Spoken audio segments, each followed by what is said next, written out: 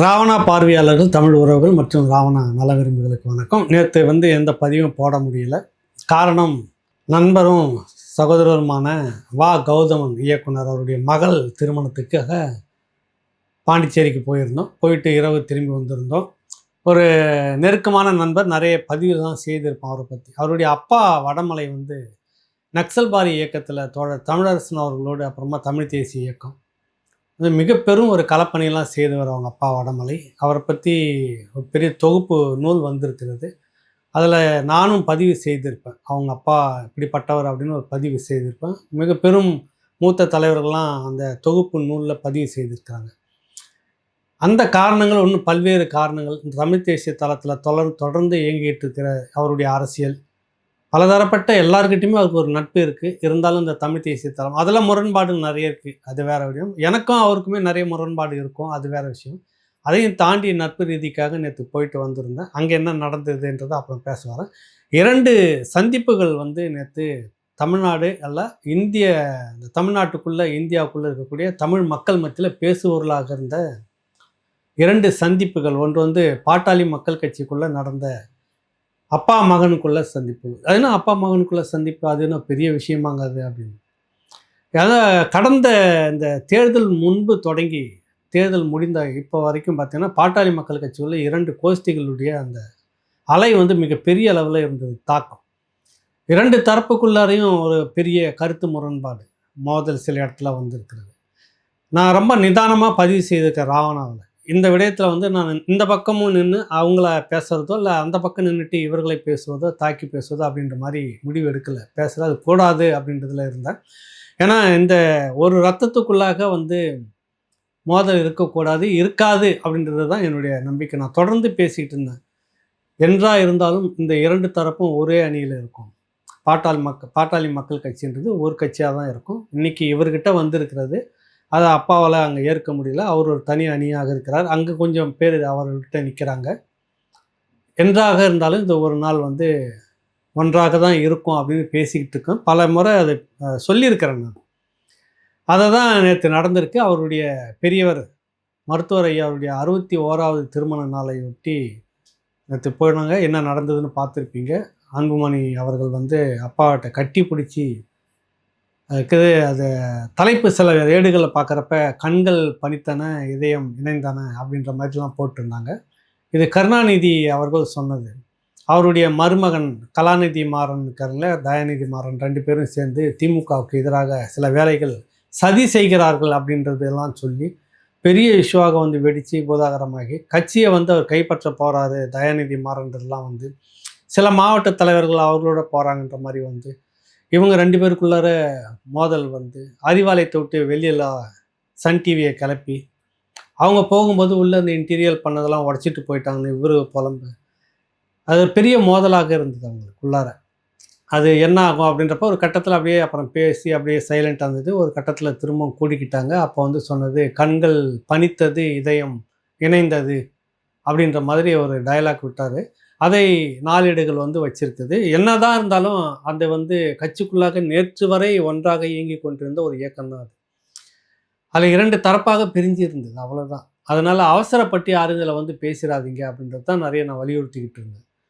ஏன்னா பாட்டாளி மக்கள் கட்சி இந்த மண்ணுக்கு எவ்வளவு வேலைகளை செய்திருக்கிறது, எவ்வளவு முக்கியமானது, நிறைய விமர்சனங்கள் இருக்குது. அது வேறு. எந்த விமர்சனத்தை வச்சு நீங்கள் எப்படி பார்த்தாலும் கூட தவிர்க்க முடியாத ஒரு கட்சியாக பாட்டாளி மக்கள் கட்சி. 2 கட்சிகள் சொல்லுவோம். ஒன்று, நான் கம்யூனிஸ்ட்டுகளை அடிக்கடி சொல்லுவேன், அது விழுந்து போகக்கூடாது கம்யூனிஸ்ட்டுகள் அப்படின்றது. விழுந்து போகிறதுக்கான காரணம் என்னன்றது நம்ம தமிழ்நாடு அரசியலில் பார்த்துட்டு இருக்கிறோம். 2வது பாட்டாளி மக்கள் கட்சி. காரணம் இந்த சமூக நீதின்ற விடயத்தில் சரி, மற்ற விஷயத்துலையும் சரி, நிறைய முன்னெடுப்புகளை செய்துட்டுருக்கு. தொடர்ந்து பல்வேறு விடயங்களுக்கான அடித்தளம் பாட்டாளி மக்கள் கட்சி. கல்வியாக இருக்கட்டும், அது எந்த விஷயமாக இருக்கட்டும், முதல் குரலாக பாட்டாளி மக்கள் கட்சியினுடைய குரல் வரும். அந்த கட்சிக்குள்ளாக ஒரு பிளவு இருந்தது. அதனால செய்ததெல்லாம் நீங்கள் நம்ப முடியாது. ஒரு பிரமிப்பாக இருக்கும். தொடக்க காலகட்டத்தில் அரசியல் தான் நிறைய இப்போ எல்லாம் மறந்துட்டாங்க, பேசுகிறதும் கிடையாது. அன்றைக்கி இருந்த அதிமுக அரசு, தேவாரம் அவர் தான் தலைமை பொறுப்பில் இருக்கிறாரு அப்படி நினைக்கிறேன். அந்த நேரத்தில் விடுதலை புலிகள் ஆதரித்து பேசினால் 7 ஆண்டு கடுங்காவல் தண்டனை அப்படின்ற மாதிரி படம்லாம் பயன்படுத்தக்கூடாது. அப்போ தான் வந்து 7 ஆண்டு இல்லை 70 வருஷமானாலும் சரி நீ என்ன சொல்கிறது சொல்லிட்டு செல்வி ஜெயலலிதா அவர்களுடைய அந்த ஆணைக்கு எதிராக, அந்த காவல்துறை அடக்குமுறைக்கு எதிராக தமிழ்நாடுல மொத்தம் அப்படியே திரண்டு நின்று அப்படி ஒரு பேரணியை நீங்கள் பார்த்துருக்க முடியும். 96 காலகட்டம்னு நினைக்கிறேன். அந்த 93ல சரியா ஞாபகம் இல்லை. மிக பெரும் பேரணி தீவுத்திடலில் வந்து நிற்கிது. தீவுத்திடல மெரினா பீச்சோ தெரில, வண்டலூர் வரைக்கும் கூட்டம் இருக்கிறது. எல்லா சமூகத்திலையும் ஒரு ஒரு ஆர்கனைஸ் பண்ணி, அமைப்புகளை ஆர்கனைஸ் பண்ணி, எந்த புகைப்படத்தை பார்த்தா தடை செய்யணும், கைது செய்வோம், பயன்படுத்தினாக்கா 7 வருஷம் ஜெயில் அப்படின்னு சொன்னாங்களோ அதை பகிரங்கமாக தூக்கி பிடித்து கொண்டு மேதகு படத்தை அப்படி ஒரு தடையை உடைத்த மாபெரும் ஒரு பேரணி சொந்தக்காரர் தான் மருத்துவர் ராமதாஸ். இப்படி பல விடயங்களை சொல்லலாம். இடையில வந்து அது சாதி சண்டையாக மாறும்போது ஒரு கசப்பு வருகிறது என்றாலும் கூட அதுக்கான காரணங்கள் என்ன அப்படின்றது ஒரு காலகட்டத்தில் திருமாவளவன் அவர்களோடு இணைந்து 100க்கும் மேற்பட்ட அம்பேத்கர் சிலைகளை தமிழ்நாடு முழுக்க திறந்து இப்படி எந்த விஷயத்தை எடுத்துக்கிட்டாலும் தவிர்க்க முடியாத ஒரு கட்சி அது. அந்த கட்சிக்குள்ளே 2 அப்படின்றது ஒரு பெரிய கசப்பாக இருந்தது. நேற்று ஒரு முடிவுக்கு வந்திருக்கிறது. ஒரு நல்ல சந்திப்பாக முடிந்து கிட்டத்தட்ட நான் விசாரித்த வரைக்கும் இணைவதற்கான எல்லா விஷயமும் இப்போ நடந்துக்கிட்டு இருக்குது. 34 கிளை அமைப்புகள் பாட்டாளி மக்கள் கட்சிக்குள்ள அது எல்லாமும் சேர்ந்து அன்புமணி அவர்களே கவனிக்கணும் அப்படின்ற மாதிரியான ஒரு அறிவிப்பு வர இருப்பதாகவும் சொல்கிறாங்க. கட்சி எந்த அடுத்த தலைமுறைன்றதை கடத்தி இருக்கிறாரு அன்புமணி அவர்கள்கிட்ட. அதுதான் இப்போ இந்த நிரூபிச்சிட்டார் இந்த தேர்தலில்.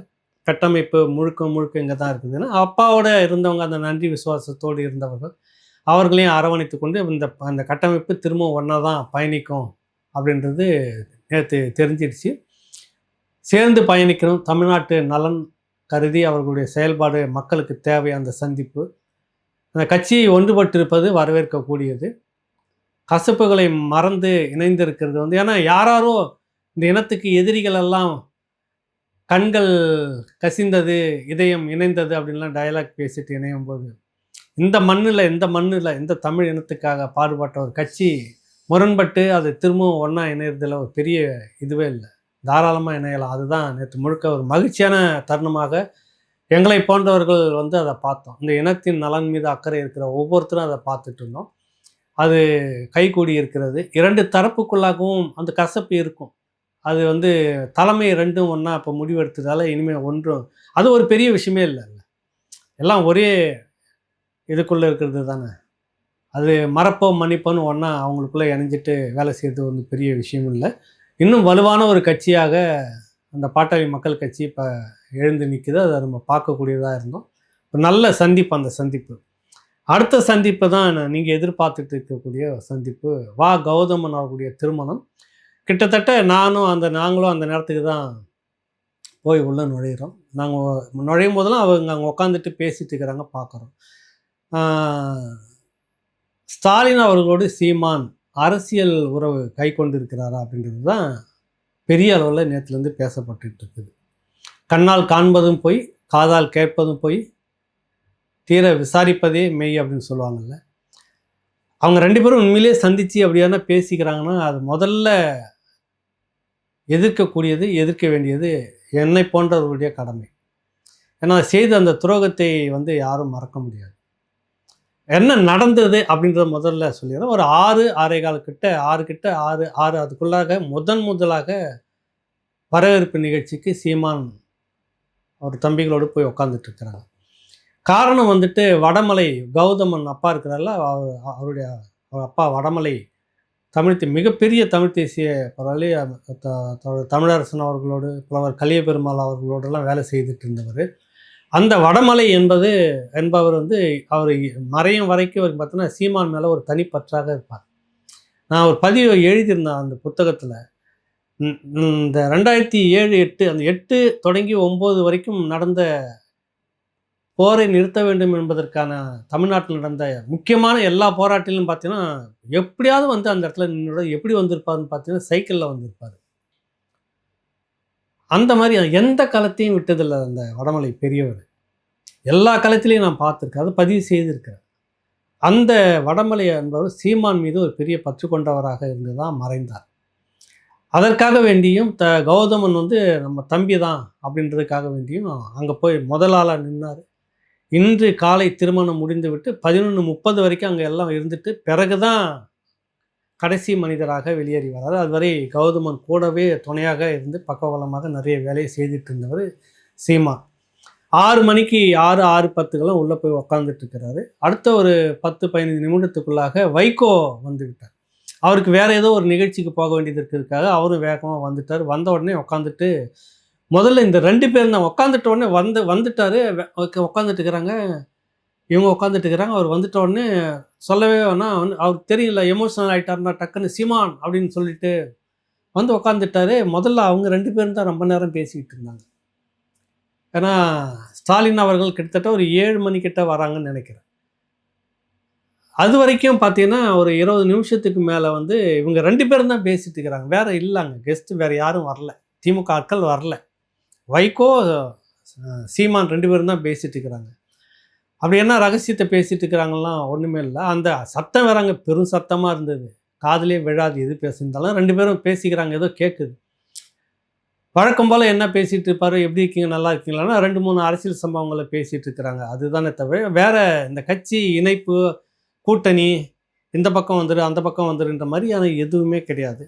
நல்லா இயங்கிட்டு இருக்கிறீங்க அப்படின்னு சொல்லிட்டு இந்த சில வார்த்தைகள் மட்டும் அவருக்கு கேட்டிருக்குது, பேசியிருக்காங்க. இதுதான் அவர் வலிய வந்து பேசுவார். வைகோ ஒரு தேவை வந்து விட்டார். நான் பலமுறை அதை பதிவு செய்திருக்கிறேன்.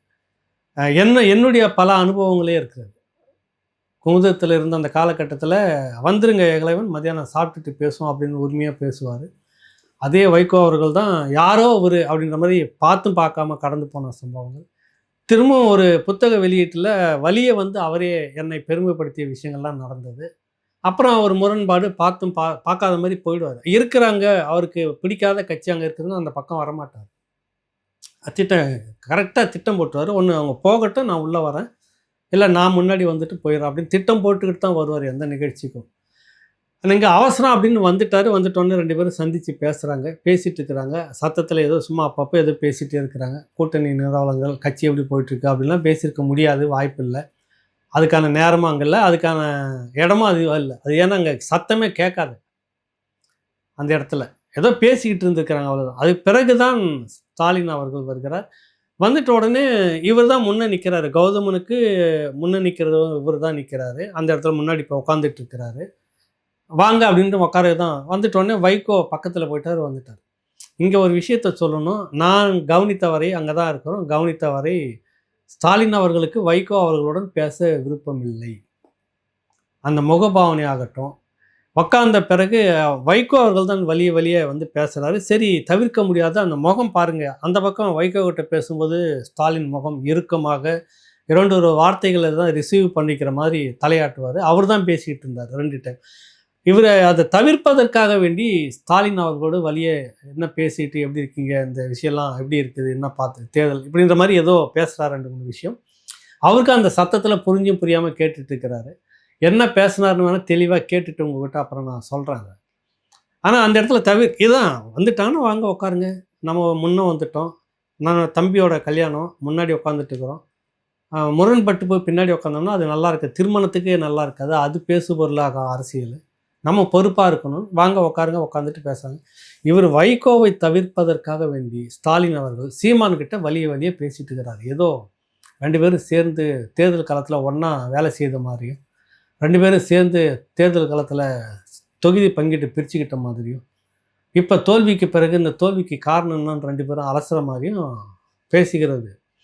அதுக்கு முன்னாடி 1/2 மணி நேரம் பேசிக்கிட்டு இருந்த வைகோ பேசிக்கிட்டு இதை பற்றி பேசுபொருள் ஆகலை. இந்த 2 பேரும் பேசிக்கிட்டாங்க, என்ன பேசலாம் அப்படி.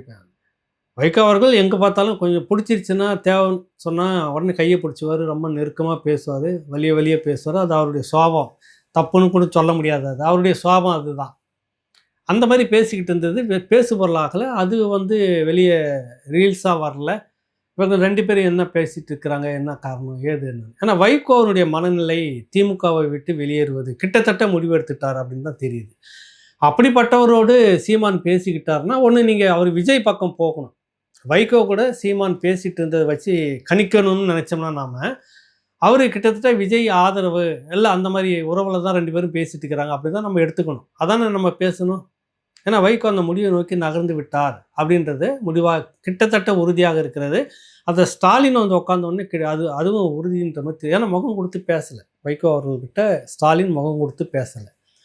அதுக்கு பிறகுதான் இந்த சந்திப்பு நடக்குது. இப்போ வைகோவும் சீமானும் பேசி கொண்ட போது என்ன பேசியிருப்பார்கள், எதற்காக பேசியிருக்கிறாங்க, 2 பேருக்கு என்ன உறவு அப்படின்னு நான் இங்கே இஷ்டத்துக்கு நினச்சி பேசுகிறவங்க எழுதுறவங்களுக்கு என்ன சொல்லணும்னா, வைகோ வந்து விஜய் பக்கம் நகர்கிறார், சீமானும் அந்த பக்கம் நகர்வதற்கான பேச்சுவார்த்தை நடந்ததான்னு பேசியிருக்கணும். கரெக்டுங்களா?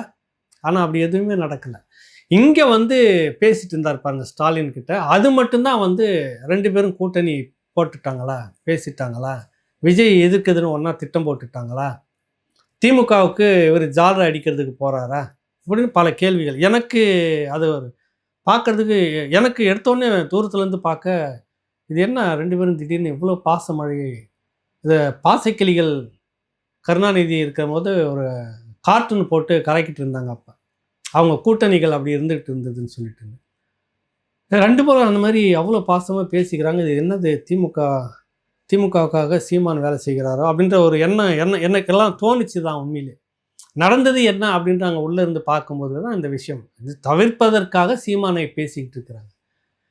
அங்கே பக்கத்தில் இருந்த ராசாவுக்கும் என்ன பிரச்சனைனா, அவர் எட்டி இந்த பக்கம் ஸ்டாலின் அவர்கிட்ட பேச முடியாது, நடுவில் சீமான் இருக்கிறார். வைகோவை சுத்தமாக இப்போ ராசா பேச தவிர்க்கிறார். வேறு வழி இல்லாமல் அவரும் சீமான்கிட்ட 2 வார்த்தை பேச, இவரும் என்னன்னா அப்படின்னு 2 வார்த்தை பேச, இதுதான் ஓடிக்கிட்டு இருந்தது. திருமணம் எப்படி வந்து கை கொடுனது என்ன ஏது இந்த விஷயங்கள் தான். மற்றபடி அரசியலை பற்றி பேசியிருப்பாங்கன்னா 1-2 பேசியிருப்பாங்க. ஆனால் திமுகவுக்காக அப்படின்ற ஒரு அஜெண்டா அங்கே இருக்குதானா? இல்லவே இல்லை. திமுகவுக்காக சீமான் வேலை செய்வாரான்னா இந்த நிமிடம் வரை இல்லை. இனிமேல் இருக்குமா என்னான்னு தெரியாது, நான் அதை சொல்ல முடியாது. இருந்துச்சுன்னா கட்டாயம் நான் பேசுவேன்.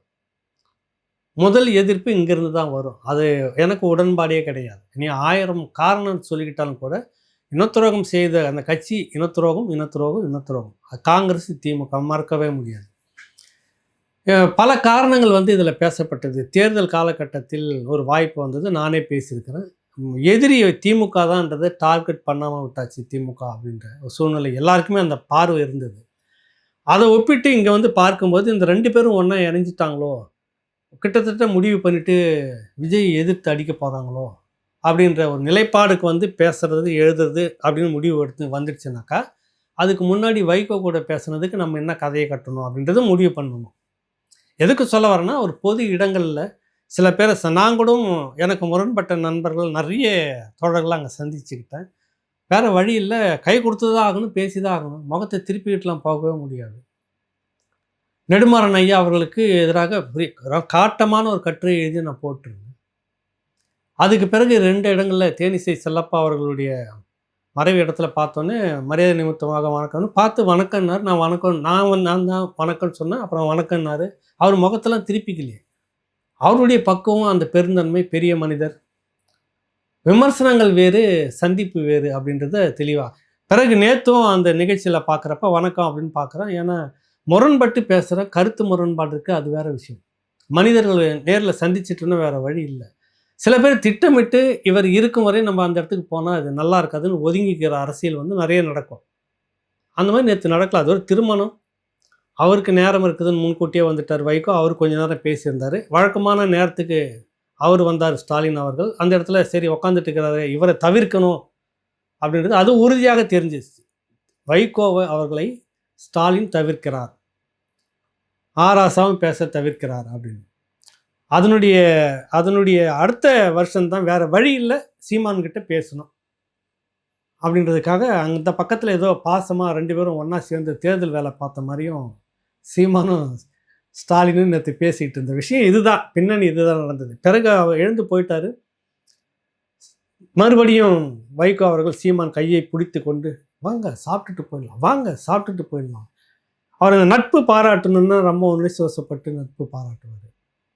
இல்லை அது போனால் இப்போ சரியாக வராது, அரசியலுக்கு நல்லா இருக்காது அப்படின்னு தவிர்க்கணும்னு நினச்சாருன்னா திட்டமிட்டு கரெக்டாக தவிர்த்துட்டு போன பிறகு உள்ள நுழைவார். இப்போ இந்த இடத்துல வந்து இது ஒன்றும் வேண்டியதில்லை, இது தேவையில்லை, ஒன்றும் இல்லை அப்படின்னு நினச்சி சந்திச்சிருக்கிற வழக்கமான சந்திப்பு தான் அது என்ன இருக்குது. சந்திச்சிட்டாருன்னா ரொம்ப பாசமழை பொழிஞ்சிருவார் வைகோ அவர். ஒரு எமோஷ்னல், அவர்கிட்ட எப்பவுமே உணர்ச்சி வசப்படக்கூடியவர். பேசிக்கிட்டாலும் சந்திச்சுட்டப்ப திடீர்னு பாசம் வந்துடும் அவருக்கு. அப்படி தான் பார்த்தா எங்களுக்கே நான் சுற்றி இருக்கிற நாங்களே நின்றுட்டுருக்குறோம்னா அவ்வளோ வலுக்கட்டாயமாக இவர் அவரை அழைச்சிட்டு போகிறாரு. கல்யாணமே முன்னே நின்று இவர் நடத்திட்டு இருக்கிறாரு. இவர் முன்னே நின்று நடத்துகிறாருன்னு இல்லை, அது கௌதமன் முன்னே நின்று நடத்துகிறாரு. முக்கிய விருந்தாளியே இவர் முன்னே போய் உட்காந்துட்டு இருக்கிறாரு. அந்த முன்னன்ற வார்த்தை சொன்ன முக்கிய விருந்தாளியாக முன்னாடி போய் உட்காந்துட்டு இருக்கிறாரு. அவரை இவர் பின்னாடி போனவர், வாங்க வாங்க போய் சாப்பிட்டு போயிடலாம், வாங்க வாங்க, அது ஒரு மரியாதை நிமித்தமான அழைப்பு அப்படின்னு சேர வழியில்னு சொல்லிட்டு கூடவே போயிட்டு அந்த இதுதான் நடந்தது இந்த சந்திப்பு. இதுக்குள்ளாக அரசியல் இருக்கிறதா இல்லையானா எனக்கு தெரிஞ்சு இதில் இப்போதைக்கு இல்லை, ஒரு யதார்த்த சந்திப்பாக இருக்கிறது. ஆனால் திமுகவோடு நாம் தமிழர் கட்சி சீமான் அவர்கள் உடன்பட்டு நட்பு ரீதியாக வேறு ஏதாவது ஒரு ரீதியாக சேர்ந்துக்கிட்டு செயல்படுறாரு அப்படின்னா அது ஏற்புடையதாக இல்லை என்பது இருக்காது அப்படின்றது என்னுடைய கருத்து. அது அந்த கட்சி தொண்டர்களே ஏற்க மாட்டாங்க. ஏன்னா இனத்துரோகத்தினுடைய அந்த வழியிலிருந்து பிறந்தது தான் நாம் தமிழர் கட்சி. அது அடிக்கடி சீமான் பதிவு செய்வார். இந்த 2 பேரை அந்த வஞ்சன்ஸ் வச்சுக்கிட்டே இருக்கணும் அப்படின்னு சொல்லிட்டு இருப்பார். அந்த களத்தை சரியாக பயன்படுத்தலைன்றது தான் என்னுடைய ஒரே ஒரு குறையான விமர்சனமாக 2026 தேர்தல் விஜய் டார்கெட் பண்ண மாதிரி பொது எதிரி. ஏன்னா அவ்வளோ பெரிய விஷயங்களை கடந்த 5 வருஷத்தில் பண்ணியிருக்குது திமுக. அப்படி ஒரு மக்கள் வெறுப்பு இருந்திருக்குது. அதை நம்ம சரியாக பயன்படுத்தியிருக்கலான்ற ஒரு விடயத்தை தவிர வேறு எதுவும் அவங்க பார்க்குற மாதிரி ஒன்றும் தோணலை இப்போதைக்கு. நேற்று நடந்தது ஒரு எதேச்சியான சந்திப்பு. அவங்க அரசியலுக்கு அவங்க பயன்படுத்திட்டு போயிட்டாங்க. ஸ்டாலின் அவர்கள் அவர் வந்தார், அவருக்கு ஒரு அரசியல் தேவைப்பட்டது. என்ன அரசியல்னாக்கா வைகோ அவர்களை தவிர்க்கணும், வேறு வழியில் சரி சீமானுக்கிட்டேயாவது பேசிடுவோம் அப்படின்னு உட்காந்து பேசிகிட்டு இருக்கிறாங்க. சீமானுக்கு ஒரு அரசியல் இருந்தது. வந்த இடத்துல நாம் பேசுபொருள் ஆகிடக்கூடாது, வரவங்க நம்ம முகம் சுளிக்கக்கூடாது, நம்ம எப்பவும் போல் பேசிட்டு நம்ம சொல்கிறத கேட்டோம், ஏன்னா திருமண நிகழ்ச்சி இது இங்கே அரசியலாக்கக்கூடாது அப்படின்னு எழுந்து போகிறதுனா போயிருக்கலாம். அதனால் அவர் அதை தவிர்க்க முடியாமல் உட்காந்துட்டு இருந்தார். வைகோவுக்கு ஒரு அரசியல் இருந்தது. நாம் இன்னும் திமுக கூட்டணியில் இருக்கிற மாதிரியே கொஞ்சம் காட்டிப்போம், விஜய்கிட்ட சில விஷயங்கள் இன்னும் பேச வேண்டியது இருக்குது அப்படின்றதுக்கு அவருக்கு ஒரு அரசியல் இருந்தது. அதனால் அவர் வழிய ஸ்டாலின்கிட்ட பேசுகிறார். இப்போ பொது நிகழ்ச்சிகளில் சில அரசியல் இப்படி பட்டுன்னு திறந்துடும், நடந்துடும். பொது நிகழ்ச்சிகளில் இப்படியான ஒரு அரசியல் நமக்கு தேவைப்படுது, பயன்படுத்திக்கணும் அப்படின்னு இது இப்போ நிறைய நடந்திருக்கு. திரும்பி பார்த்தோன்னா நிறைய விஷயங்கள் சொல்லுவோம். அங்கேருந்து பார்த்தீங்கன்னா மதுவை ஒழிச்சே ஆகணும் அப்படின்னு சொல்லிட்டு தலப்பா கட்டின்னு நடையாக நடந்து கன்னியாகுமரியிலேருந்து நினைக்கிறேன் நடந்துகிட்டே கடைசியாக சிறுதாவூர் பங்களா செல்வி ஜெயலலிதா அங்கே அடிக்கடி போவாங்க. அப்போ அவங்க அங்கேருந்து சிஎம்மாக இருக்கிறப்ப போகிறப்ப இவர் எதிர்த்து இவர் வராரா நடந்து அந்த அம்மா உடனே பார்த்துட்டு 2 பேரும் சந்திச்சுக்கிட்டாங்களாம் அப்படின்னு சொல்லிட்டு செய்தி ஓடிட்டு இருந்தது. எங்களை போன்றவர்களுக்கு தெரியும் இது திட்டமிட்டு நடக்கிற ஒரு சந்திப்பு அப்படின்னு. இந்த ஜெயலலிதா ஆட்சியில் இருக்கக்கூடிய இந்த சாராயத்தை ஒழிக்கணுன்றது தான் நடந்து வராரு. அந்த அம்மா கூடவே கூட்டணி வச்சுக்கிட்டார், முடிஞ்சு போச்சு. அதான் அந்த சந்திப்பினுடைய தொடக்கம். அதே போல் அரசியல் சந்திப்புகள் எதேச்சியாக நடக்கிற மாதிரி திட்டமிட்டு நடக்கிறது தான் இங்கே அப்படி இல்லை. திருமணத்துக்காக ஒரு பொது மனிதராக கௌதமன் எல்லோருக்கிட்டையும் அன்பு பாராட்டி பழகியிருக்கிறாரு. அதற்காக எல்லாருக்குமே அழைப்பு கொடுத்துருக்குறாங்க, வந்திருக்கிறாங்க. இல்லை என்ன ஒரே ஒரு வருத்தம் என்ன அப்படின்னா, பாட்டாளி மக்கள் கட்சியிலிருந்து பெரியவரும் சரி சின்னவரும் சரி அந்த திருமணத்துக்கு வரவில்லை, அவங்க தரப்புலேருந்து யாரும் வரல அப்படின்றது தான் நான் கவனித்த ஒரு பதிவாக பார்க்குறேன். கிட்டத்தட்ட எல்லா தரப்புலேருந்தும் அவருக்கு நட்பு ரீதியாக அவருடைய மகள் திருமணத்துக்கு வந்துட்டு கலந்துக்கிட்டு போயிருக்காங்க. பாட்டாளி மக்கள் கட்சியிலேருந்து அப்படி யாரும் வரல. என்ன காரணம் அப்படின்றது தெரியல. ஒருவேளை அந்த சந்திப்பு நடந்தது, இல்லை மதியம் அந்த சந்திப்பு நடந்தது, அதை ஒட்டி அந்த பிரச்சனைகள் சம்மந்தமாக அப்படியே இருந்துட்டு இருப்பாங்களோ அப்படின்னு நம்ம நினைக்கிறோம். இருந்தாலும் கௌதமன் அவர்களுடைய அந்த மகள் திருமணத்துக்கு அவங்க தரப்புலேருந்து யாராவது வந்திருந்தால் நல்லா இருந்திருக்கும் அப்படின்னு வந்திருந்துருக்கலாம். எனக்கு தெரிஞ்சல, விசாரித்தவரை இல்லை. பெரியவரும் சரி சின்னவரும் சரி, பெரியவர் டாக்டர் ராமதாஸ் ஐயாவும் சரி, சின்னவரும் அன்புமணி அவர்களும் சரி திருமணத்துக்கு வரல. அவங்க தரப்புலேருந்து யாருன்னா வந்திருந்தாங்களா தெரியல, பார்க்கணும். மற்றபடி எல்லோரும் பங்கெடுத்துக்கிட்டு இருந்தாங்க, கலந்துக்கிட்டு இருந்தாங்க. ஒரு பெரிய அரசியலாக பேசப்பட்டது, இப்போவும் பேசப்பட்டுக்கிட்டு இருக்குது. இதுதான் இந்த திருமணத்தினுடைய ஒரு விஷயம். ஒரு பெரிய அரசியல் விளையாட்டு நேற்று நடந்து முடிஞ்சிருக்கிறது. 2 சந்திப்புகள் வச்சு வெளிப்படையாக இதுதான் நடந்தது அப்படின்னு நான் சொல்லியிருக்கிறேன். மேற்கொண்டு ஏதாவது தகவல் இருந்தாலும் கட்டாயம் அதை நம்ம உடச்சே பேசுவோம். நன்றி, வணக்கம்.